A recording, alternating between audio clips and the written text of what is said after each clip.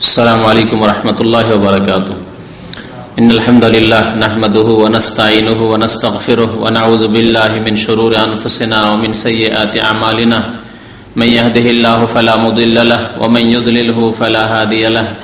وأشهد أن لا إله إلا الله وحده لا شريك له وأشهد أن محمدا عبده ورسوله. يا أيها الذين آمنوا اتقوا الله حق تقاته ولا تموتن إلا وأنتم مسلمون.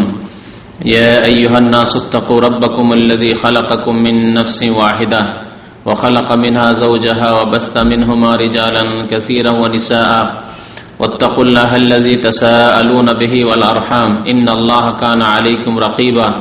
يا أيها الذين آمنوا اتقوا الله وقولوا قولا سديدا يصلح لكم أعمالكم ويغفر لكم ذنوبكم ومن يطع الله ورسوله فقد فاز فوزا عظيما. أما بعد فإن خير الحديث كتاب الله وخير الهدي هدي محمد صلى الله عليه وسلم وشر الأمور محدثاتها وكل محدثة بدعة وكل بدعة ضلالة وكل ضلالة في النار. أعوذ بالله من الشيطان الرجيم. بسم الله الرحمن الرحيم. وأن ليس للإنسان إلا ما سعى وأن سعيه سوف يرى ثم يجزاه الجزاء الأوفى. মহান আল্লাহর সমস্ত প্রশংসা, যে আল্লাহ রাব্বুল আলামিন আমাদেরকে সৃষ্টি করেছেন, আমাদেরকে নির্দিষ্ট সময়ের জন্য হায়াত দান করেছেন, তারপরে আমাদের ভাগ্যে আবার মত লিখে রেখেছেন। দরুদ ও সালাম নাযিল হোক প্রিয় নবী মুহাম্মদুর রাসূলুল্লাহ সাল্লাল্লাহু আলাইহি ওয়াসাল্লামের প্রতি, যিনি আল্লাহ রাব্বুল আলামিনের পক্ষ থেকে শেষ রাসূল হয়ে প্রেরিত হয়েছিলেন, মানব জাতিকে সঠিক পথ দেখিয়েছেন। তার দ্বারা আল্লাহ রাব্বুল আলামিন তার মনোনীত দ্বীনকে সম্পূর্ণ করেছেন, মানব জাতি পর্যন্ত সুন্দররূপে তিনি পৌঁছে দিয়েছেন। আল্লাহুম্মা সাল্লি আলাইহি আল্লাহুম্মা বারিক আলাইহি। আজকে এমন একটি বিষয় নিয়ে আলোচনা করব, যে বিষয়টি আমাদের বাংলা ভাষাভাষী মুসলিমদের জন্য অত্যন্ত গুরুত্বপূর্ণ। কারণ এই বিষয়ে আমাদের অনেক ভুলভ্রান্তি রয়েছে। অনেক লোকই আছি আমরা যারা এই বিষয়ে সঠিক কাজ না করে, সুন্নত মোতাবেক আমল না করে আমরা বিদআতের পথ ধরে থাকি। আর তা হচ্ছে মৃত ব্যক্তির জন্য করণীয়, মাইয়াতের জন্য। মৃত ব্যক্তি সে আপনজন হোক, মা বাবাই হোক, দাদা দাদি, নানা নানি হোক, আর ছেলে মেয়েরা হোক, ভাই বোন হোক, আত্মীয় স্বজন হোক, অথবা অন্য কোনো মুসলিম হোক, মৃত ব্যক্তির জন্য আমাদের করণীয় কি, এ সম্পর্কে প্রথম বলবো সুন্নতি করণীয়। তারপরে শেষ দিকে ইনশাআল্লাহ তাআলা বলবো বিদআতি কাজ, যেগুলি এক শ্রেণীর বিদআতপন্থীরা জেনে হোক অথবা না জেনে হোক, অজ্ঞতার কারণে হোক অথবা তাদের বিদআতপন্থী মৌলভী সাহেবদের, হুজুরদের বিভ্রান্তির কারণে, গুমরাহ করার কারণে তাদের ভুল ভ্রান্তি হোক, কিন্তু সেগুলি নবী করিম সাল্লাল্লাহু আলাইহি ওয়াসাল্লামের আদর্শের খেলাফ। সুতরাং সেই কাজগুলিকে ছেড়ে দিতে হবে। আল্লাহ রাব্বুল আলামিন মানুষকে নিজেই কর্ম করতে বলেছেন, নিজ কর্ম নিজেই করে যেতে হবে, এটি হচ্ছে মানুষের দায়িত্ব। এবং নিজে যা কর্ম করে যাবেন সেই কর্ম সম্পর্কে আপনি নিশ্চিত যে আমি কর্ম করেছি। কর্ম কবুল হওয়ার, আমল কবুল হওয়ার শর্ত সহ, অর্থাৎ নিষ্ঠার সাথে, আল্লাহর জন্য ইখলাসের সাথে, এবং নবী মুহাম্মদ সাল্লাল্লাহু আলাইহি ওয়াসাল্লামের সুন্নত মোতাবেক, আদর্শ মোতাবেক। সুতরাং আশা করা যায় যে আমি যা কর্ম করে যাব, যা আমল করব, তা ইনশাআল্লাহ আল্লাহর দরবারে সাদরে গ্রহণ হবে, কবুল হবে। সুতরাং নিজেই কর্ম করতে হবে, নিজের কর্ম নিজেই করে যেতে হবে যথাসাধ্য। অন্যের আশা না করে যে আমি মরে গেলে ছেলে মেয়ে আছে, স্ত্রী আছে, ভাই বোন আছে, আত্মীয় স্বজন অনেক ভালো মানুষরা আছে, তারা আমার জন্য এই করবে, সেই করবে, দোয়া করবে, তো দান করবে, তো আমার জন্য অনেক নেকির কাজ করবে, যা আমার কাছে পৌঁছিবে, এগুলি আশা করা তেমন কোনো ভালো কাজ নয়, কারণ এগুলি আশা অনেক সময় নিরাশায় পরিণত হবে। অধিকাংশ সময় এই আশাগুলি হয়তো পূরণ হয় না। তারপরে অপরের আমল দিয়ে, অপরের কর্ম দিয়ে মানুষ মুক্তি পেতে পারে না। নিজের কর্ম যদি ঠিক না থাকে তাহলে শুধু শুধু অন্যের কর্ম দিয়ে, অন্যের আমল দিয়ে নাজাত পাওয়া যায় না, মুক্তি পাওয়া যেতে পারে না। আল্লাহ রাব্বুল আলামিন সূরা নাজমে এই জন্য প্রত্যেককে কর্ম করতে বলেছেন, এবং প্রত্যেকে যা কর্ম করবে তার ফল অবশ্যই পাবে। তাই ইরশাদ করেছেন, ওয়ান লাইসা লিল ইনসানি ইল্লা মা সাআ, মানুষ তাই পাবে যার জন্য সে মেহনত করবে, পরিশ্রম করবে। যে যা আমল করবে, যে যা কাজ করবে তার ফল অবশ্য সে পাবে। লাইসা লিল ইনসানি ইল্লা মা সাআ, আপনি আমি যতটুকু মেহনত করব, যেমন পরিশ্রম করব, যেমন ভালো কাজ করব, ভালো কাজের ফল পাব। এর বিপরীত কেউ যদি খারাপ কাজ করে তার ফল নিজেকেই পেতে হবে, তার কুপরিণতি নিজেকেই বরদাস্ত করতে হবে, ইহকালেও পরকালেও। একে অন্যের বোঝাও ওঠাবে না। তাই তার পূর্বের আয়াতে মহান আল্লাহ এই প্রসঙ্গে ইরশাদ করেছেন, ওয়ালা তাজিরু ওয়াজিরাতুন উযরা উখরা, এক ব্যক্তি অন্য ব্যক্তির বোঝা উঠাবে না, কেউ কারো বোঝা উঠাবে না। চুরি করবে বাবা আর ছেলে তার বোঝা উঠাবে, হ্যাঁ, ছেলে অন্যায় করবে, মেয়ে অন্যায় করবে, ভাই বোনে অন্যায় করবে, আর আত্মীয়রা উঠাবে, একে অপরের বোঝা উঠাবে না। ওয়ালা তাজিরু ওয়াজিরা, কোন ব্যক্তি কারো বোঝা উঠাবে, উযরা উখরা, অন্যের বোঝা উঠাবে না। প্রত্যেকে নিজের নিজের বোঝা উঠিয়ে কাল কিয়ামতে হাজির হইতে হবে। গুনার বোঝা যদি থাকে তাহলে সেই বোঝা নিজের কাঁধে করে পৌঁছিতে হবে কিয়ামতের মাঠে।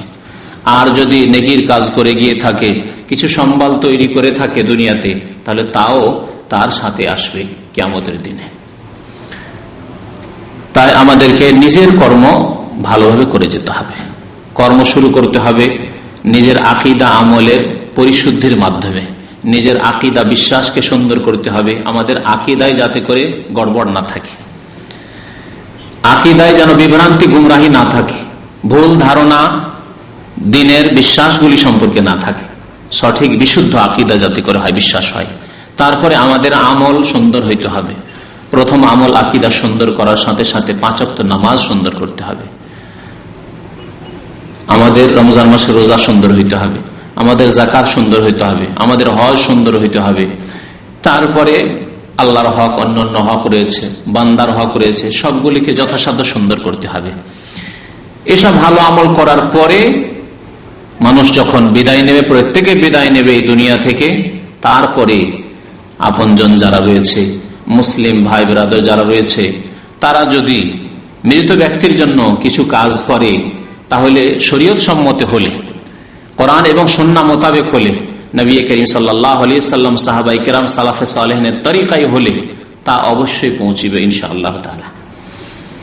কোন কাজগুলি করলে মাইয়িত পর্যন্ত নেকি পৌঁছানো যেতে পারে, পৌঁছিতে পারে, আর কোন কাজগুলি, যেসব কাজগুলি হয়তো করে থাকে মানুষ এই ধারণা নিয়ে যে এর মাধ্যমে আমরা আমাদের মৃত ব্যক্তিকে নেকি পৌঁছাবো, তাদের একটু উপকার করব, তাদের পরকালের জীবনকে সুন্দর করব, তাদের কবরের জীবনকে সুন্দর করব, কিন্তু সুন্দর হবে না, নেকি পৌঁছিবে না।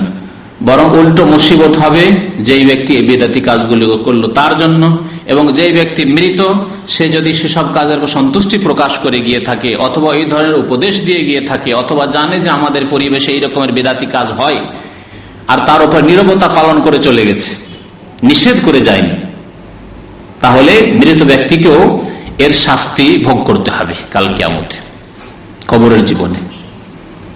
যেমন প্রিয় নবী মুহাম্মদ রাসূলুল্লাহ সাল্লাল্লাহু আলাইহি ওয়াসাল্লাম ইরশাদ করেছেন, আল মাইয়িতু ইউআযাবু বিবুকাই আহলিহি আলাইহি, মৃত ব্যক্তিকে তার পরিবারের লোকেরা যদি রোদন করে, বেশি কাঁদাকাটি করে, চিৎকার করে, তাহলে তার জন্য শাস্তি হবে। কাকে শাস্তি হবে? মৃত ব্যক্তিকে শাস্তি হবে। যেই ব্যক্তি রোদন করলো, অন্যায় কাজ করলো, তাকে তো শাস্তি হবে, তার তো গুনাহ হলো। যদি বিনা তওবায় মারা যায় তাহলে তার শাস্তি তো আলাদা রয়েছেই, কিন্তু যার ওপর কান্নাকাটি করা হলো, যার জন্য চিৎকার করা হলো, যার জন্য রোদন করা হলো, তাকেও শাস্তি হবে। নবী করিম সাল্লাল্লাহু আলাইহি ওয়াসাল্লাম বলেছেন। কোন ক্ষেত্রে?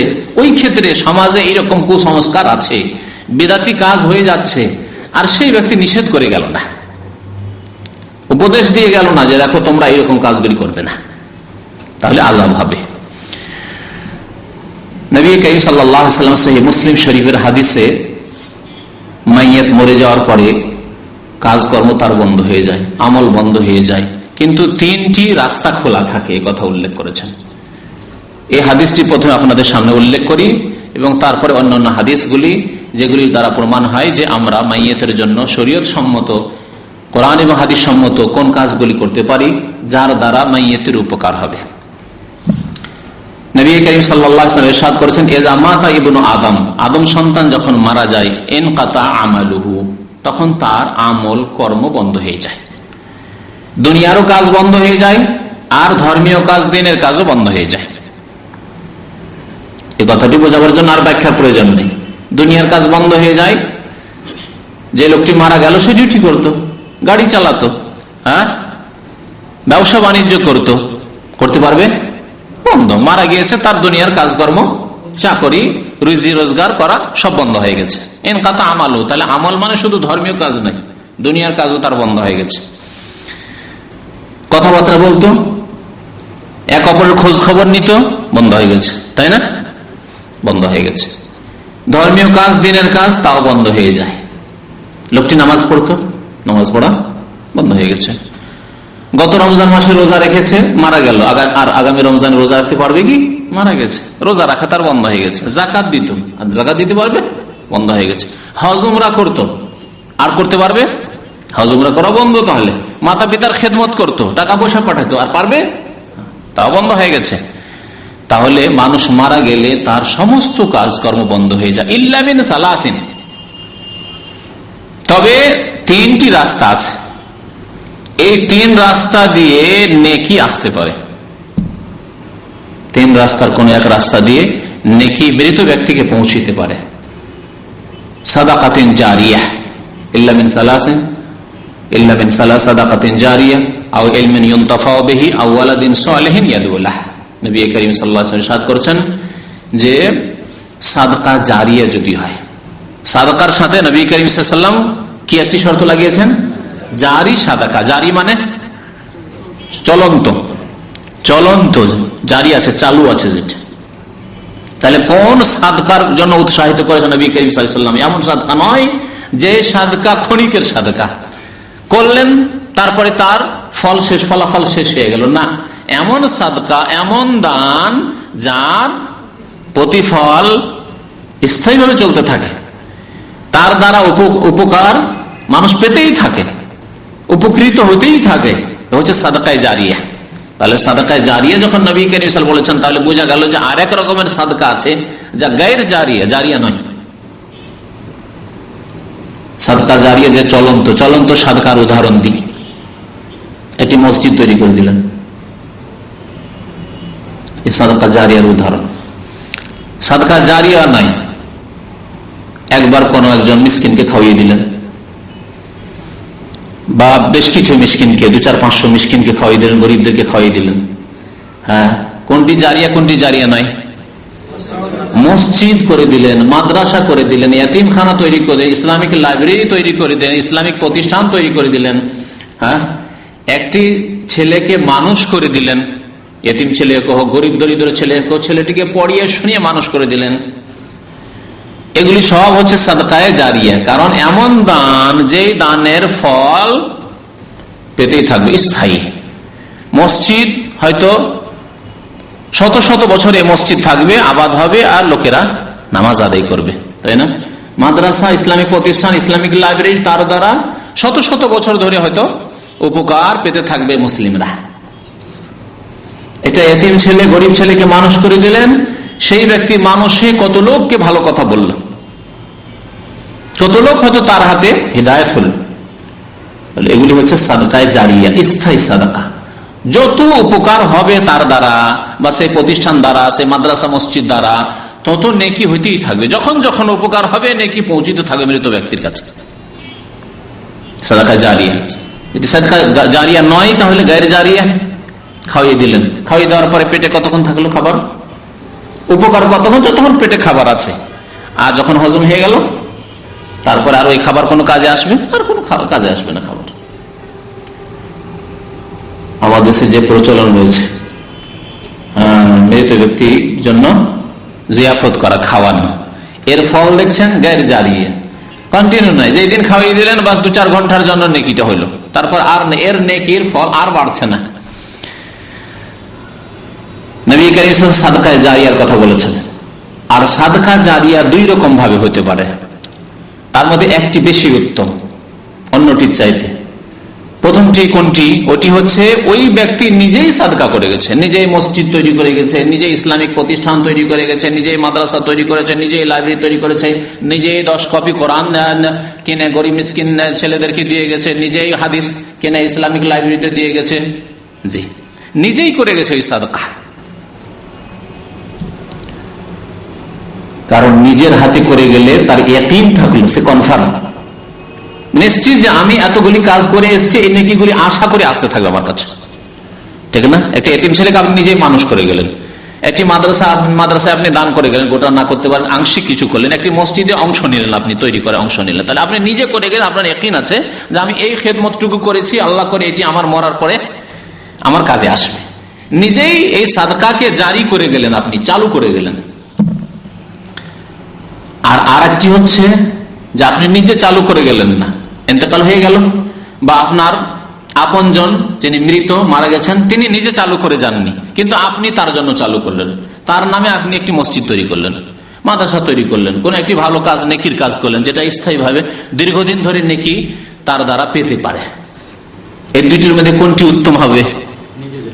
নিজের হাতে যে কাজটি করে গেল, কারণ এতে আপনি নিশ্চিত যে আমি এতটুকু নেকি সম্বলের ব্যবস্থা করে এসেছি, যা পেয়েছি আবার পেতেও থাকবো। দুনিয়ার ক্ষেত্রে যদি আপনি আপনার ছেলেদেরকে একটি ব্যবসায় প্রতিষ্ঠান, তার লাইসেন্স নিয়ে একটি ব্যবসায় প্রতিষ্ঠান তৈরি করে দিয়ে চলে গেছেন, তাহলে আপনার ইন্তেকালের পরে ছেলেরা ওই ব্যবসায় প্রতিষ্ঠান নিয়ে করে খেতে পারবে। একটি 5 তলা বিল্ডিং তৈরি করে গেছেন, আর ভাড়ার ব্যবস্থা করে ভাড়া দিয়ে চলে গেছেন, আপনি মারা গেলে ওখান থেকে ভাড়া ছেলেরা পেতে থাকবে আর তারা ভোগ করতে থাকবে, ঠিক না? পক্ষান্তরে আপনার কাছে অনেক কিছু আছে, আপনি কিছু করে যাননি, এইরকম কিছু মনে করছেন যে জমি জায়গা তো অনেক আছে, ছেলেরা ঘর বাড়ি তৈরি করে 5 তলা বিল্ডিং তৈরি করে নেবে আর ঘর ভাড়া দেবার তারা খাবে, তাহলে তাদেরকে করতে হবে। যদি তারা করে ওইভাবে আর ভালোভাবে তারা যদি কাজকর্ম করে, মেহনত করে, তাহলে কিছু আসবে তাদের কাছে, আর না হইলে আসবে না। পার্থক্য তাহলে দুনিয়ার ক্ষেত্রেও আপনি লক্ষ্য করছেন। তাহলে নিজের হাতে সাদকায়ে জারিয়া করে যেতে পারলে সবচেয়ে ভালো, অপরের আশা না করে। কারণ অপরের আশা, আগেই বলেছি যে অপরের আশা অনেক সময় আশা আর বাস্তবায়ন হয় না। আশা করে গেছেন ছেলেগুলি খুব ভালো আমার, আর আমার ভাইরা খুব ভালো, আত্মীয় স্বজন সব ভালো মানুষ, নামাজি মানুষ, আমার জন্য অনেক কিছু করবে, কিন্তু সবাই কিছুদিন পরে ভুলে গেল, দুনিয়া নিয়ে এত ব্যস্ত হয়ে গেল, আপনার ছেলে মেয়েরা আপনাকে ভুলে গেল, আপনার ভাই বোন আপনাকে ভুলে গেল, যতদিন শোক ছিল শোক গুলো তারপর ভুলেই গেছে যে আমার ভাই ছিল, আমার বাবা ছিল, তার জন্য কিছু করা উচিত, ভুলে গেছে। দোয়া করার তৌফিক হয় না। আল্লাহ রাব্বুল আলামিন বাবা মায়ের জন্য দোয়া করতে বলেছেন, তাদের জীবদ্দশাতেও আর মৃত্যুর পরে বিশেষ করে। ওয়াকুর রব্বির হামহুমা কামা রাব্বায়ানি সাগীরা, হে নবী তুমি শিখিয়ে দাও তাদেরকে মাতা পিতার জন্য দোয়া। রব্বির হামহুমা, হে রব, হে পরওয়ারদিগার, হে প্রতিপালক, ইরহামহুমা তাদের ওপর, অর্থাৎ মাতা পিতার ওপর কি করো? দয়া করো, রহম করো। কামা রাব্বায়ানি সাগীরা, যেভাবে আমাকে বাল্য জীবনে তারা লালন পালন করেছেন, তারা যেমন লালন পালন করেছেন তার প্রতিদান হিসাবে আল্লাহ রাব্বুল আলামিন যেমন যত্ন সহকারে আল্লাহ আমার লালন পালন করেছেন, তেমনি তার চাইতে উত্তম তুমি তাদের কি করো? তাদের উপর দয়া করো। রব্বির হামহুমা কামা রাব্বায়ানি সাগীরা। কিন্তু ছেলের মনেই থাকলো না, মেয়ের বাবা মা বলে মনেই থাকলো না, কিন্তু নিজে কর্ম করে গেলে সেই ক্ষেত্রে আপনি ইয়াকিন রয়েছে আপনার যে আমি এই কাজগুলি করে এসেছি। সাদাকাতুন জারিয়া বললাম, আও ইলমিন ইউনতাফাউ বিহি, অথবা এমন বিদ্যা, এমন ইলম যার দ্বারা উপকৃত হয় মানুষ। বিদ্যা ছেড়ে এসছে, আদম সন্তান মারা গেছে কিন্তু বিদ্যা ছেড়ে এসছে, তাহলে বোঝা গেল এটি কার কর্ম? নিজেরই কর্ম। অন্যের পক্ষ থেকে নয়, নিজের এলম ছেড়ে এসছে, লেখনির আকারে হোক আর কোনো ভালো বক্তব্যের আকারে হোক যার দ্বারা মানুষ উপকৃত হচ্ছে, অথবা শিক্ষার আকারে হোক, শিক্ষা দিয়ে এসছে, শিক্ষক একজন শিক্ষা দিয়ে এসছে। আর সবচাইতে উত্তম শিক্ষা হচ্ছে কোরআন এবং হাদিসের শিক্ষা। খায়রুকুম মান তাআল্লামাল কোরআন ওয়া আল্লামাহু, সর্বশ্রেষ্ঠ ব্যক্তি যে ব্যক্তি কোরআনের শিক্ষা নেই অথবা শিক্ষা দেয়। তাহলে বোঝা গেল শিক্ষার ক্ষেত্রে এমন এলম যার দ্বারা উপকার হয়, এইরকম এলম ছেড়ে এসছে কোরআনের এলম, কোরআনের শিক্ষা দিয়ে এসছে। কোরআনের শিক্ষা মানে শুধু কোরআনের আক্ষরিক জ্ঞান, কোরআন তেলাওয়াত বক্তব্যে পড়াই যায় তা নয়, সেটাও যেমন শামিল, কিন্তু তার চাইতে বড় শিক্ষা হচ্ছে যে কোরআন আল্লাহ রাব্বুল আলামিনের বাণী, তার অর্থ কি। তাহলে ইসলামিক প্রতিষ্ঠানের শিক্ষা কোরআনের তাফসীরের শিক্ষা, এবং কোরআন হাদিস ছাড়া বোঝা সম্ভব নয়। সুতরাং নবী করিম সাল্লাল্লাহু আলাইহি ওয়াসাল্লামের হাদিসে যে শিক্ষা দিল সেই ইলম, তাহলে কোরআন এবং হাদিসের শিক্ষার সাথে যারা জড়িত, এই শিক্ষা যদি ছেড়ে এসে থাকে তাহলে এর উপকার পেতে থাকবে কিয়ামত পর্যন্ত, কন্টিনিউ থাকবে এটা। কারণ আপনি যে কজন ছাত্র তৈরি করে গিয়েছেন তাদের আবার অনেকে ছাত্র তৈরি হবে না? এক একজনের, আপনার যদি 10 জন হয় ছাত্র, তাহলে প্রত্যেকে যে 10 জন আছে তাদের যদি মাত্র 10 জন করে হয়, তাহলে কত হলো? 10 10 100 হয়ে গেল। আবার 100 হলো, ওই 100 জনের যদি 10 জন করে ছাত্র হয় তাহলে কত হবে? সুবহানাল্লাহ, তাহলে 3টা পিঢ়ি যায়নি, 1000 হয়ে গেল। এইভাবে কিয়ামত পর্যন্ত কত ছাত্র উপকৃত হইতে পারে আপনার ইলম থেকে। আসল কিন্তু আপনি, প্রথম শিক্ষা আপনি দিয়ে গেছেন। এইভাবে যদি নবী করিম সাল্লাল্লাহু আলাইহি ওয়াসাল্লামকে নিয়ে নেন, নবী করিম সাল্লাল্লাহু আলাইহি ওয়াসাল্লামকে নিয়ে নেন, নবী করিম সাল্লাল্লাহু আলাইহি ওয়াসাল্লাম থেকে সাহাবারা শিখেছেন 1,24,000 বেশি সাহাবায়ে কেরাম। তাহলে 1,24,000 সাহাবীর প্রত্যেক থেকে কত তাবেঈ শিখেছেন, আবার এক এক তাবেঈ থেকে কত তাবেঈন শিখেছেন।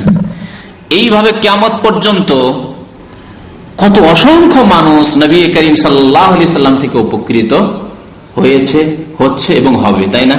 তাহলে এক ভাগ করে ওই নেকি আও ইলমিন ইউনতাফা বিহি, যে ইলম দ্বারা উপকার হচ্ছে না দিনের কথা শুনে, কিয়ামত পর্যন্ত যত নেকি হবে এক ভাগ করে নবী করিম সাল্লাল্লাহু আলাইহি ওয়াসাল্লাম পাবেন। বুঝতে পারছেন না? যে কোনো আমলের, দেখুন ইলম এবং আমলের, এমনকি আপনি নামাজ পড়ছেন, আমি নামাজ পড়ছি, এই নামাজ কে শিখালেন? প্রথম কে শিখেছেন এই নামাজ?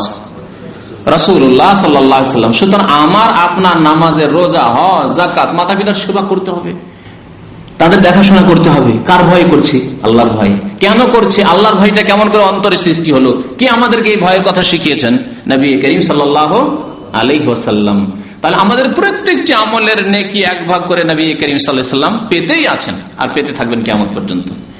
সুতরাং আলাদা করে নবীর জন্য কুরবানি করা, নবীর জন্য হজ করা, নবীর জন্য উমরা করা, নবীর নামে দান খায়রাত করা, এই যে কিছু লোকের তরিকা রয়েছে আমাদের দেশে, এটি কিন্তু ভ্রান্ত তরিকা।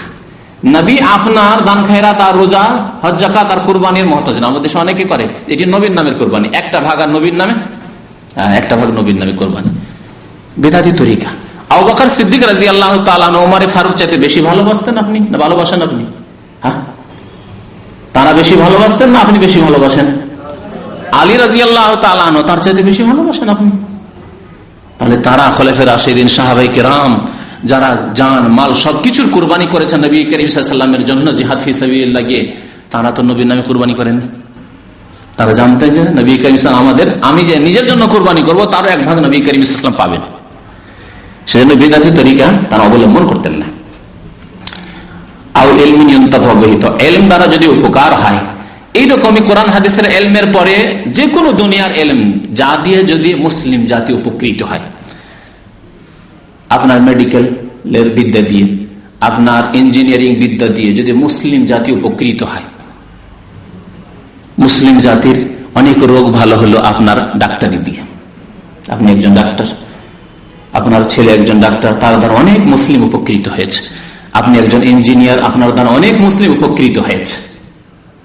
আপনার জাতি উপকৃত হয়েছে, আপনার দেশ উপকৃত হয়েছে, আপনার সমাজ উপকৃত হয়েছে। তাহলে এরও ভাগ ইনশাআল্লাহ তাআলা কোরআন হাদিসের ইলমের পরে পাওয়া যাবে।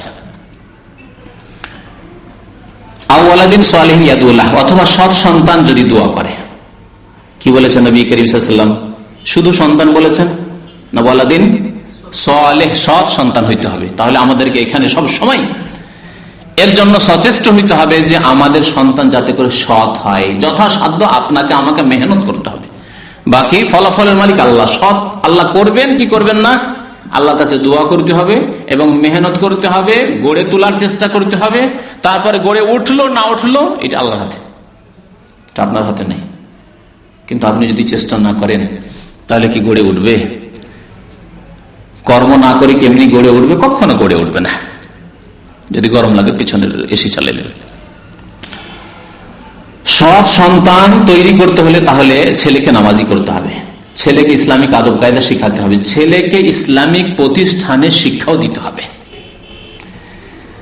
আপনি স্কুল কলেজ ইউনিভার্সিটি সব জায়গায় পড়ান, কিন্তু তার ইমানের হেফাজত হচ্ছে কিনা, তার ইসলামের হেফাজত হচ্ছে কিনা, তার মৌলিক শিক্ষা দ্বীনের শিক্ষা তাকে দিতে পারলাম কিনা, এর কথা আপনাকে খেয়াল রাখতে হবে। যদি এটা আপনার খেয়ালে না থাকে তাহলে আপনার ছেলে কখনো সৎ সন্তান হবে না।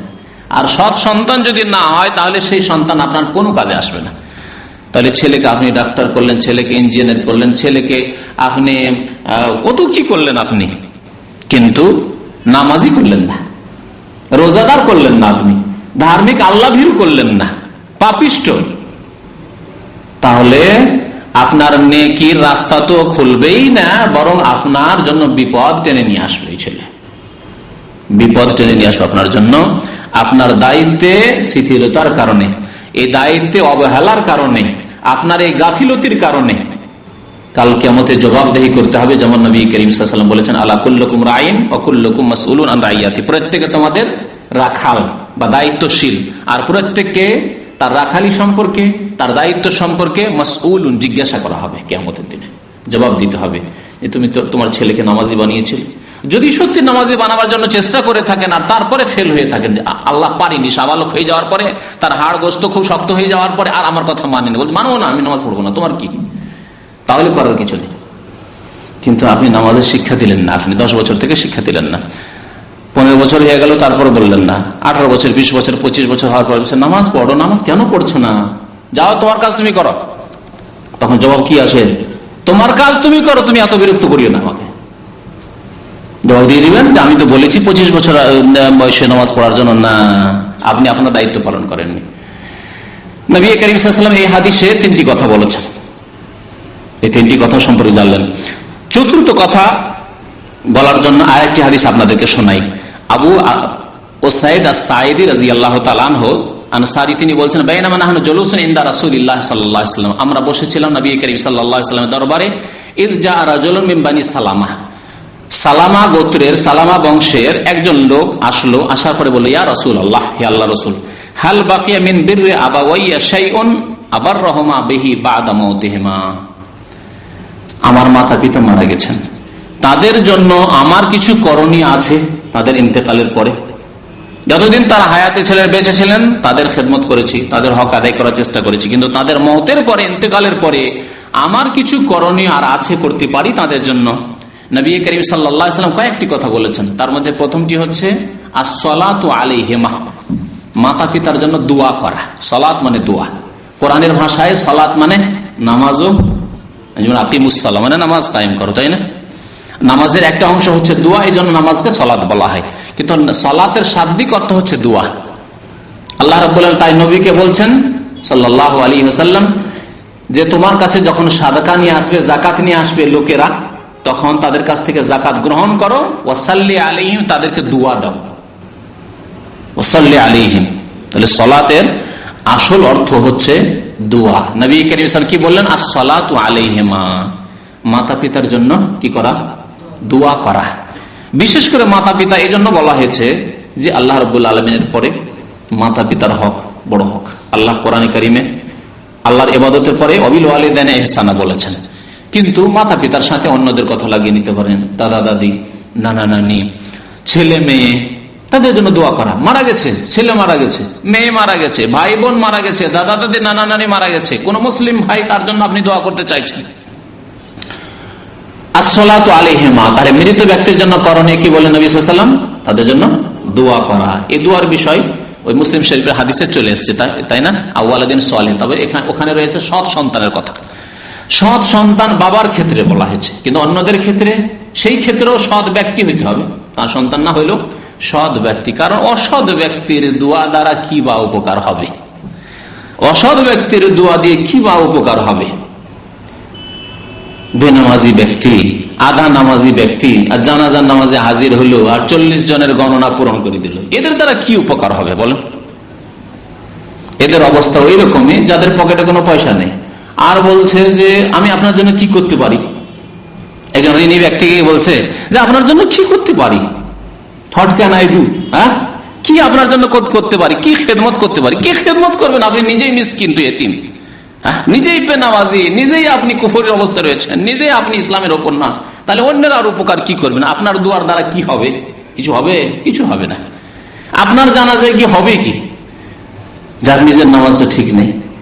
এই জন্য সবসময় মনে রাখতে হবে যে সৎ ব্যক্তি হইতে হবে। নিজে সৎ ব্যক্তি হয়ে আল্লাহর দরবারে যখন মৃত ব্যক্তির জন্য দোয়া করবেন, বাবাই হোক আর মাই হোক আর অন্য কোনো ব্যক্তি হোক, কোন মৃত ব্যক্তির জন্য যখন দোয়া করবেন, আল্লাহ রাব্বুল আলামিন তখন সৎ লোকের দোয়া শুনবেন। এই জন্য সৎ লোকদের কাছে দোয়া চাইতে হয়। নিজে সৎ হয়ে নিজে দোয়া করেন এবং সৎ লোকের কাছে দোয়া চাইতে হয়। আসসালাতু আলাইহিমা, প্রথম হক করণীয় মৃত ব্যক্তির জন্য। ওয়াল ইস্তিগফারু লাহুমা, তাদের জন্য আল্লাহর কাছে মার্জনা কামনা করা। এক হচ্ছে দোয়া, আম কথা, ব্যাপক কথা, যার একটি অংশ হচ্ছে তাদের জন্য, মৃত ব্যক্তির জন্য মার্জনা কামনা করা। মার্জনা কামনা ছাড়া দোয়া, যেমন আল্লাহ তাদের কবর আযাবকে দূর করে দাও, তাদের কবরকে আলোকিত করে দাও। ইস্তেগফার মার্জনা হয়তো কামনা করলেন না, কিন্তু তাদের কবরকে আলোকিত করে দাও, তাদের কবরকে প্রশস্ত করে দাও, তাদেরকে জান্নাতুল ফিরদাউস দান করো, তাদেরকে জান্নাতে উচ্চ স্থান দান করো, ইত্যাদি ইত্যাদি। তাদেরকে তোমার নবীর শাফাআত দান করো, তাদেরকে হাউজে কাউসার দান করো। এগুলো তো ইস্তেগফার হলো না, কিন্তু দোয়া হলো। তাহলে দোয়াটি হচ্ছে ব্যাপক, আর তার একটা অংশ হচ্ছে ইস্তেগফার করা মৃত ব্যক্তির জন্য, আর বিশেষ করে মাতা পিতা, আত্মীয় স্বজন, তাদের জন্য কি করে? দ্বিতীয় কাজ হচ্ছে ইস্তেগফার লাহুমা, তাদের জন্য মার্জনা কামনা করা। তারপরের হক হচ্ছে ওয়া ইনফাজু আহদিহিমা মিন বাদিহিমা। যদি প্রথম থেকে বলি, তাহলে প্রথম হচ্ছে নিজের কর্ম দ্বারা সম্বল জোগাড় করা, সম্বলের ব্যবস্থা করা, আর তারপরে দোয়া করা, আর যেগুলি বলা হইল। তারপরে মৃত ব্যক্তি যিনি মারা গেছেন, বাবা মাই হোক বা অন্যরা হোক, তাদের যদি কোন রকমের কারো সাথে প্রতিশ্রুতি থাকে, প্রতিশ্রুতি কারো সাথে আছে, কাউকে ওয়াদা করেছে যে ঠিক আছে তুমি আসিও অমুক সিজনে, ফসল সিজনে আসিও, তোমাকে কিছু দেব। আপনার আব্বা বলেছেন অথবা আপনার আম্মা বলেছেন যে ঠিক আছে আমার ছেলের টাকা পয়সা আসবে, তখন তোমাকে কিছু দেব। তারপরে আপনার আব্বা মারা গেছেন অথবা আম্মা মারা গেছেন, ওয়াদা করে গেছেন তারা। বা বছরে তাদের নিয়ম আছে, বছরে বিশেষ সময়ে গরিব মিসকিনকে কিছু টাকা পয়সা দান করেন, কাপড় চোপড় দান করেন, অথবা খাবার দাবার দেন, তারা এইরকম বছরে একবার করেন। এই একটা তাদের নীতি। যে কোনো রকমের এরকম ওয়াদাই হোক অথবা তাদের একটা ভালো অভ্যাস হোক, নেকির আছে, সেটির বাস্তবায়ন করা। মারা গেছেন তারা, কিন্তু তাদের ওয়াদাগুলিকে পূরণ করা, বা তাদের যে কাজগুলি ভালো নেকির কাজগুলি ছিল সেগুলির বাস্তবায়ন করা। আর একটি করণীয় হচ্ছে মৃত ব্যক্তির জন্য সিলাতুল আরহাম আল্লাতী লা তুসালু ইল্লা বিহিমা, ওই সব আত্মীয়দের সাথে সুসম্পর্ক রাখা যাদের সাথে সুসম্পর্ক কি জন্য রাখছেন? ওই মৃত ব্যক্তির খাতিরে, মৃত ব্যক্তির খাতিরে। যিনি মারা গেছেন আর কোন ব্যক্তির সাথে বিশেষ তার ভালোবাসা ছিল, ভালোবাসা খুব গাঢ় ভালোবাসা ছিল, আপনার হয়তো অত খাতির নেই ওই লোকের সাথে, কিন্তু আপনি খাতির মৃত ব্যক্তির পরে ওই লোকের খাতির করা শুরু করলেন। কি জন্য? ওই মৃত ব্যক্তির খাতিরে, যে আমার আব্বা মারা গেছেন আর আমার আব্বার অমুক ব্যক্তির দোস্ত, অথবা আমার আব্বার ভাই, চাচার সাথে হয়তো আপনার অত খাতির ছিল না, কিন্তু আব্বার পরে চাচার খাতির করতে লাগলেন, মায়ের পরে খালার খাতির করতে লাগলেন। এমনিতে আপনি খালার হয়তো খাতির করতেন, তার সাথে কোনো শত্রুতা ছিল না বা জায়েজও নেই, কিন্তু আপনি আম্মার ইন্তেকালের পরে মায়ের খাতির আরো বেশি এই জন্য করতে শুরু করলেন যে আম্মা মারা গেছেন, তার খাতিরের জন্য খাতির। বা তার সাথে আত্মীয়তা, আম্মার সাথে কোনো আত্মীয়তা নাই, কিন্তু আম্মার বান্ধবী, আম্মার কাছে এসে ডেলি, গ্রামের অনেক মহিলারা আছে যারা আপনার আম্মার কাছে এসে সকাল বিকেল বসতো, প্রতিদিন একবার করে আসতো, খোঁজ খবর নিত। আপনার আম্মা মরে যাওয়ার পরে হয়তো আপনার স্ত্রী আর বসারই চান্স দেবে না, ওই বৃদ্ধা মহিলাকে আপনার বাড়িতে আসার আর বসারই চান্স দেবে না। আপনাকে যেইভাবে শ্রদ্ধা সম্মান আদর যত্ন আপনার আম্মা করতো ওইভাবে আপনি করবেন। কিসের খাতিরে করছেন? ওই আম্মার খাতিরে, মৃত ব্যক্তির খাতিরে। তো মাইয়াতের খাতিরে আপনি কোনো ব্যক্তির সম্মান করছেন, তার খাতির করছেন, তার খোঁজ খবর নিচ্ছেন, তার অভাবের সময় সাহায্য করছেন, সহযোগিতা করছেন, এগুলি হচ্ছে মৃত ব্যক্তির জন্য করণীয়। আর তারপরে নবী করিম সাল্লাল্লাহু আলাইহি ওয়াসাল্লাম ওয়াইকরামু সাদিকহিমা, মাতা পিতা তাদের বন্ধু যদি কেউ থাকে, মাতার বান্ধবী আর বাবার বন্ধু, এমন নয় যা পশ্চিমা সমাজে, পশ্চিমা সমাজে পুরুষের বান্ধবী হচ্ছে মহিলা আর মহিলার বন্ধু হচ্ছে পুরুষ। এটি হচ্ছে কাফের সমাজের চরিত্র। মুসলিম সমাজে মহিলার পুরুষের সাথে বন্ধুত্ব, পুরুষের মহিলার সাথে বন্ধুত্ব হারাম। আল্লাহ রাব্বুল আলামিন সতী মহিলাদের প্রশংসা করে দিলেন। সতী মহিলা, সতী নারী যারা তাদের ইজ্জত লজ্জা স্থানের হেফাজতকারী, যারা পর্দার হেফাজতকারী, তাদের কথা বলতে গিয়ে বলেছেন যাদেরকে বিয়ে করতে বলেছেন তাদের সম্পর্কে বলেছেন গায়র মুত্তাখিজাতে আখদান, যাদের গোপনীয় কোনো বন্ধুত্ব কারোর সাথে নেই। আর যদি গোপনীয় বন্ধুত্ব থাকে তাদেরকে বিয়ে করতে নিষেধ করেছেন। কলেজের মেয়ে আর যদি গোপনীয় কোন যুবকের সাথে বন্ধুত্ব রাখে, তো সেই মেয়েকে বিয়ে করে শান্তি পাবেন? কেউ পেয়েছে না পাবে? কখনো শান্তি পাবে না। এইরকমও ঘটনা জানি যে কারো সাথে ভালোবাসা ছিল, এই নাজায়েজ অবৈধ ভালোবাসা, গোপনীয় বন্ধুত্ব, আর কলেজ ইউনিভার্সিটির যুগ চলে যাওয়ার পরে মেয়ে জন্ম হয়েছে, বিবাহ শাদী হয়ে গেছে, হয়ে যাওয়ার পর মেয়ে জন্ম হয়েছে, জন্ম হওয়ার পরে মেয়ে সাবালিক হয়েছে, 18 বছরের মেয়ে, আর 18 বছরের মেয়েকে রেখে দিয়ে ওই আগের যে গোপনীয় বন্ধুত্ব যার সাথে ছিল তার সাথে উধাও হয়ে গেছে, নাউজুবিল্লাহ। মুসলিম সমাজের ঘটনা। জি, তাই এইরকম স্ত্রীকে নিয়ে কোন মুসলিম শান্তি পেয়েছে না পাবে? তাই আল্লাহ সতর্ক করেছেন, ইসলামের জন্য গোপনে বন্ধুত্ব জায়েজ নেই। আজকাল কলেজ ইউনিভার্সিটি পরিবেশ এত দূষিত হয়ে গেছে, এত বিষাক্ত হয়ে গেছে যে কলেজ ইউনিভার্সিটি মানে গোপনীয় বন্ধুত্ব। যুবকের যুবতীর সাথে বন্ধুত্ব, যুবতীর যুবকের সাথে বন্ধুত্ব, আর পুরুষে বন্ধুত্ব নেই, শত্রুতা। মেয়েতে বন্ধু, যুবতীর সাথে বন্ধুত্ব নেই, ওইসব বন্ধুত্বের কোনো গুরুত্ব নেই। এমন বন্ধুত্ব আছে যেগুলি জেনা, ব্যভিচারের বন্ধুত্ব। আল্লাহ রাব্বুল আলামিন এইরকম মহিলাকে যাদের বন্ধুত্ব না জায়েজ বন্ধুত্ব থাকে, গোপনে বন্ধুত্ব থাকে, তাদেরকে বিয়ে করতে নিষেধ করেছেন, সতর্ক করেছেন। ওয়াইকরামু সাদিকহিমা, তাহলে আব্বার বন্ধু, মায়ের বান্ধবী, মায়ের কোন মহিলার সাথে খাতির ছিল, তাদের সম্মান প্রদর্শন করা। মুসনাদ আহমদের হাদিস, আবু দাউদের হাদিস। একটি হাদিসে রয়েছে যে আব্দুল্লাহ বিন উমর রাদিয়াল্লাহু তাআলা আনহু একবার মক্কার পথে ছিলেন, মদিনা থেকে মক্কার পথে ছিলেন। একটি বেদুইন এসে তার সাথে সাক্ষাৎ করলো। বেদুইন বুঝতেই পারছেন, যারা উটের দুধ খায় আর গোশত খায়, আর তাদের বাড়ি ঘর কিছু নেই, যাযাবর, যেখানে পানি পেলো, একটু ঘাস পেলো, সেখানে উট চড়াতে লাগলো, বকরি ছাগল চড়াতে লাগলো, সেখানে একটা খেমার তাঁবু লাগিয়ে দিল, 2-4-10 দিন থাকলো, পানি শুকিয়ে গেল সেখানকার, বা ঘাস শেষ হয়ে গেল, আবার অন্যদিকে চলে গেল। এইরকম যাযাবরদেরকে আরাব বলা হয়, বেদুইন। এক বেদুইনের সাথে সাক্ষাৎ হল আব্দুল্লাহ বিন ওমর রাদিয়াল্লাহু তাআলা আনহুমা, সাহাবীর। ফাসাল্লামা আলাইহি আব্দুল্লাহ বিন ওমর। আব্দুল্লাহ বিন ওমর গিয়ে ওই বেদুইনকে, যাযাবরকে সালাম করলেন। ওয়া হামালাহু আলা হিমারিন কানা ইয়ারকাবুহু, যেই গাধাটির পিঠে আব্দুল্লাহ বিন ওমর চেপেছিলেন, সেই গাধাটির পিঠের উপর চাপিয়ে নিলেন ওই বেদুইনকে। লোকেরা দেখে হতভম্ব যে এত সম্মানিত সাহাবী, যার আমরা শ্রদ্ধা করি, আমরা পায়ে হাঁটি, তাকে চড়াই, আর তিনি নেমে গেলেন সাওয়ারি থেকে, তিনি পায়ে হাঁটছেন, আর এই যাযাবর বেদুইনকে কেন তার গাধার উপর চাপিয়ে নিলেন? ওয়া আতাহু আমামাতান কানাত আলা রাসি, মাথার উপর একটি পাগড়ি ছিল, সেই পাগড়িটি খুলে ওই বেদুইনকে দিয়ে দিলেন। হয়তো খালি মাথায় ছিল, রৌদ্র লাগবে, এই বেদুইনকে মাথার পাগড়ি খুলে ওই বেদুইনকে দিয়ে দিলেন আব্দুল্লাহ বিন ওমর রাদিয়াল্লাহু তাআলা আনহুমা। কালা ইবনু দিনার বলছেন ফাকুলনা লাহু আসলাহাকাল্লাহ, আমরা বললাম সাহাবী আব্দুল্লাহ বিন তাবেঈ, তিনি বলছেন উস্তাদ আব্দুল্লাহ বিন ওমর উস্তাদকে বললেন যে আসলাহাকাল্লাহ, আল্লাহ আপনার ভালো করুক, আপনি এই কাজ কেন করলেন? একজন বেদুইন মানুষ, ও খালি পায়েও চলতে পারবে, মাথা যদি খোলা থাকে তাও চলতে পারবে, পায়ে হেঁটেও চলতে পারবে, আপনার কষ্ট, আপনি তাকে কেন আপনার গাধা দিয়ে দিলেন, আপনার পাগড়ি আমামা দিয়ে দিলেন, এ কেন করলেন? ইন্নাহুমুল আরাব, এরা তো বেদুইন, যাযাবর, এরা সব রকম জীবনযাপন করতে পারে, এতে কোনো অসুবিধা নেই। ওয়া ইন্নাহুম ইয়ারদাউনা বিল ইয়াসির, এরা তো সামান্য পেলেই রাজি হয়, এদেরকে যদি এক গ্লাস দুধ দিতে পারে তাতেই খুশি হয়ে যাবে। এইসব এত দেওয়ার কি প্রয়োজন ছিল? ফাকাল আব্দুল্লাহ বিন ওমর রাদিয়াল্লাহু তাআলা বললেন ইন্না আবা হাযা কানা উদ্দান লি ওমর ইবনুল খাত্তাব, এই যে যাযাবর, যে বেদুইন, যাকে আমি গাধা দিয়ে দিলাম, আমার পাগড়ি দিয়ে দিলাম, আমি সম্মান করলাম, এর বাবার সাথে আমার পিতা ওমর ইবনে খাত্তাব রাদিয়াল্লাহু তাআলা আনহুর অত্যন্ত গাঢ় বন্ধুত্ব ছিল, ভালোবাসা ছিল। আমার আব্বার ভালোবাসা যে ওর বাবার সাথে ছিল, এর শ্রদ্ধা করতে গিয়ে আমি তা করলাম। তারপরে ওয়াইন্নি সামিআতু রাসূলুল্লাহ সাল্লাল্লাহু আলাইহি ওয়াসাল্লাম, আমি আল্লাহ রাসূল সাল্লাল্লাহু আলাইহি ওয়াসাল্লামকে বলতে শুনেছি, ইন্না আবাররাল বিররে, সবচাইতে বেশি বাবা মায়ের খেদমত হচ্ছে সিলাতুর রাজুলি আহলা উদ্দি আবিহি, বাবা মায়ের বন্ধু বান্ধবীদের সাথে সদাচরণ করা।